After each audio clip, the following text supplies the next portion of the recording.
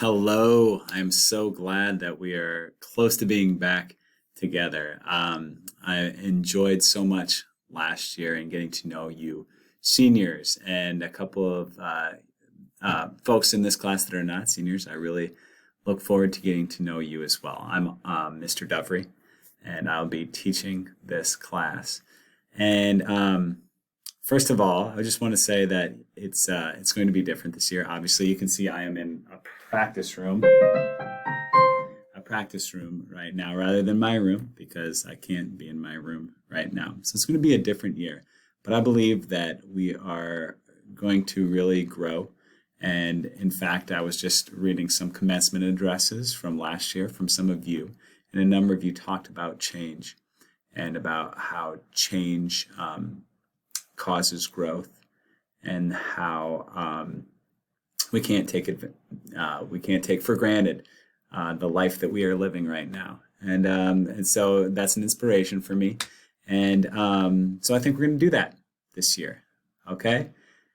The other thing I want to say is that this is a great class because it's pretty laid back in the sense of we're going to read, we're going to talk about what we read, and we have high standards. We don't want to just be talking nonsensically. But hopefully in this class, you will find it a place where you can somewhat slow down from your day and really think and really explore yourself in this world in a way that's different than it is in your other classes. And you're going to have great classmates to help you do that. I have a list here of everyone who's in this class, and so I just want to say your names. And this is as of Thursday, all right, before school starts. So this list may change. But as of now, this is who's here. We have Pierce, and Pierce is going to be our duck hunting philosopher. All right, it's always great to read what Pierce has to say because his thoughts are on an interesting level and really singular in a way. So we really look forward to hearing what Pierce says this semester. Grace is here.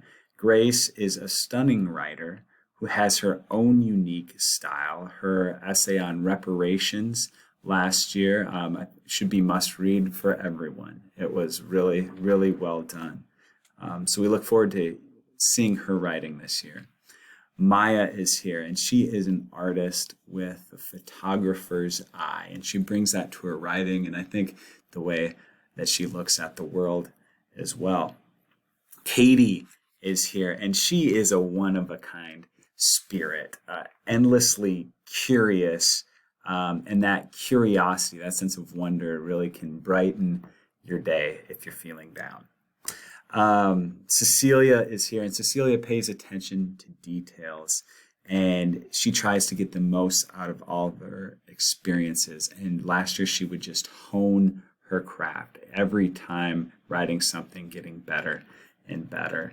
Tiernan is here, and Tiernan has an incredible scientific mind, and some insights he had into truth during a Socratic seminar last year are insights I kept going back to this summer when we're thinking a lot about what we can believe in this world.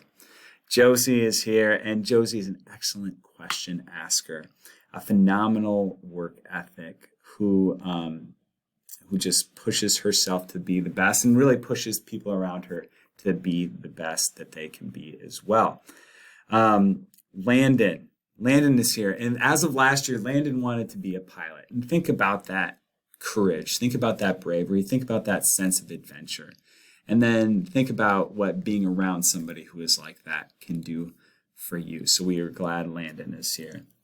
Molly is here. Molly always brought joy to the classroom. She always worked hard on her writing, as hard on her writing probably she did on her jump shot or something close. But that type, again, of work ethic really made her writing improve all through last year. And being around somebody that you see pushing herself like that can help push you as well. Audra, incredibly insightful senior, whose writing indicates just a wide and deep understanding of this world So if you can get to hear what Audra's thoughts are on what we read this year, your mind will be expanded. Bethany is here, and Bethany pushed herself to take the AP exam last year. One of the only people that did that. Obviously, not the only one, but one of the few.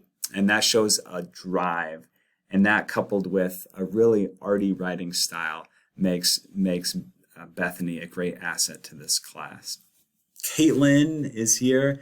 Caitlin just, for me at least, makes me feel like when you're talking to her, she makes you feel like you're important, that you matter. And having that gift is just perfect. So hopefully when we get together face to face, you can feel that as well in this class. Natalie is here. Natalie, one of the most interesting papers that I read last year was a Macbeth paper Natalie wrote about death. And she brought in a different book that she had been reading outside of this class. And the way that she could synthesize those ideas from two different centuries and bring them together, one book from the next, that's going to be an incredible asset when we are reading in this literature class.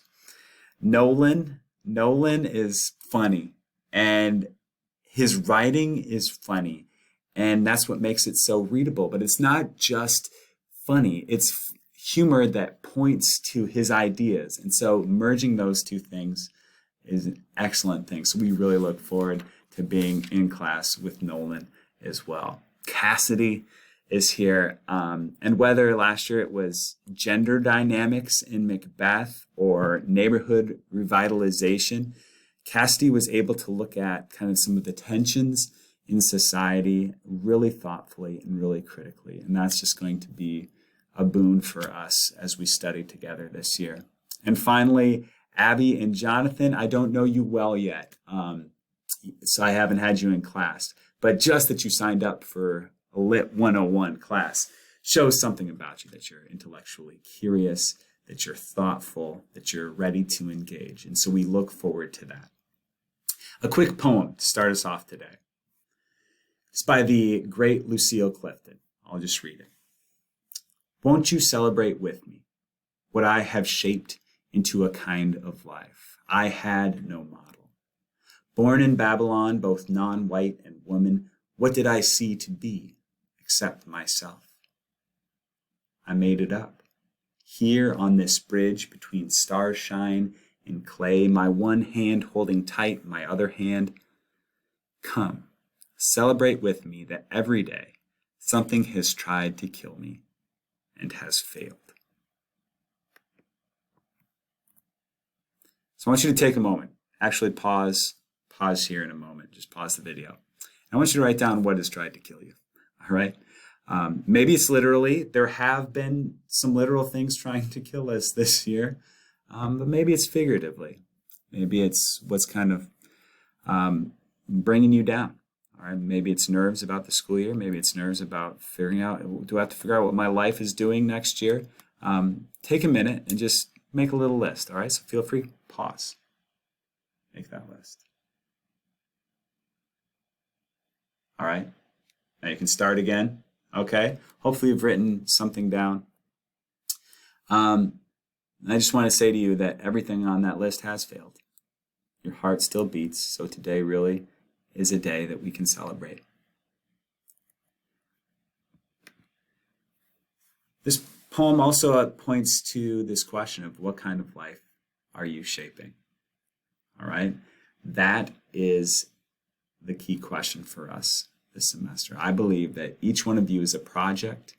Each one of you is in this project called life, and you are shaping what kind of life you want to live, what kind of person that you want to be. And I believe that literature is a key way that we can help shape ourselves. All right, so that's why I've named this class, Who Am I? Using Literature to Shape an Understanding of Myself and the World. All right, because literature can be both a window and a mirror. It's a window, it shows us who we are. All right, it makes us look at ourselves honestly, critically.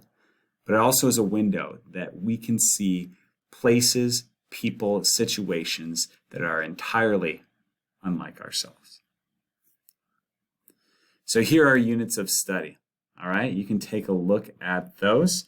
Why am I here? We're going to start off talking about myths. After that, we're going to read a little poetry about love, transcendence, and mortality. Then we're going to take on Frankenstein. So that will be interesting. Frankenstein, a great story of the past. And Who Am I Becoming? That unit, you'll be able to do book clubs with the titles that you see there. Finally, we will read Hamlet and what that teaches us about life. In our semester final, you will be talking with me, and we'll be having a conversation about how literature is shaping your understanding of yourself and your understanding of the world.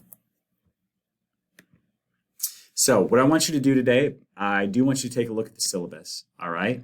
I'm going to note just a few quick things here so that hopefully this video will be done in 15 minutes, all right?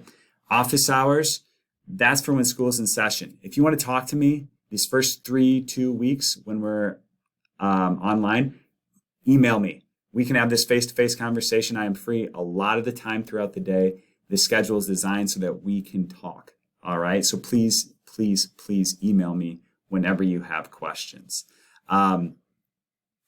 Grading criteria, I grade on the 4-point scale. All right, so your essays or assignments will get a 4 or a 3.5 or a 3 or a 2, so on down. All right, let's take a look at that. You can see the expectations for how many points will be available this semester. We will be having a final conversation for our semester final. All right, so what I want you to do is I do want you to take a look at this. And I will be showing this throughout the semester, so you don't have to have it all figured out now.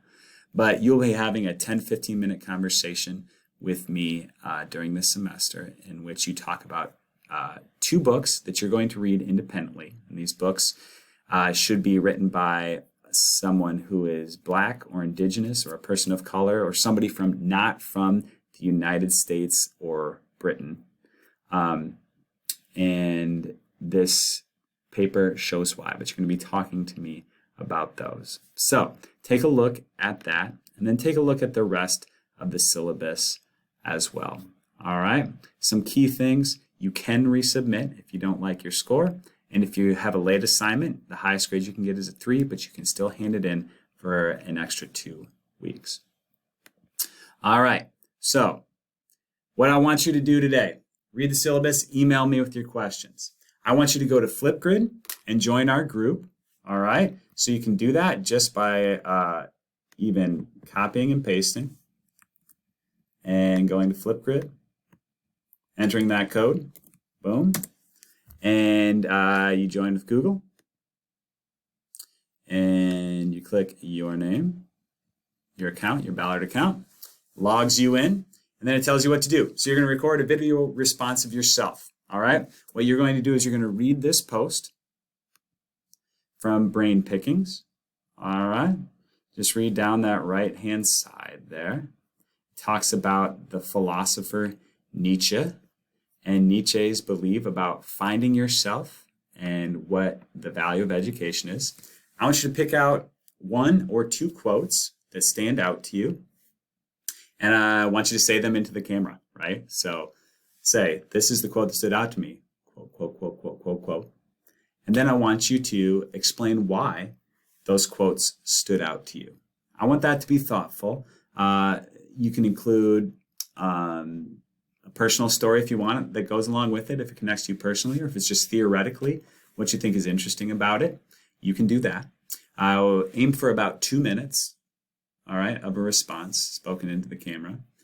Then what I want you to do is once you've done that, I want you to respond to 2 of your classmates' videos. Your responses should be thoughtful. So you shouldn't just say, yeah, nice post, man, or that was well said, or I really agree with you, and end there. If you think nice post, explain why it's nice. If you say I agree, explain why you agree. All right. So that is kind of your homework for today. So there you go. That's what you should do. So again, today, watch this video, and read the syllabus. Email me if you have questions. I'll address those questions when we get together tomorrow. Then go to Flipgrid, join, read that little article on Nietzsche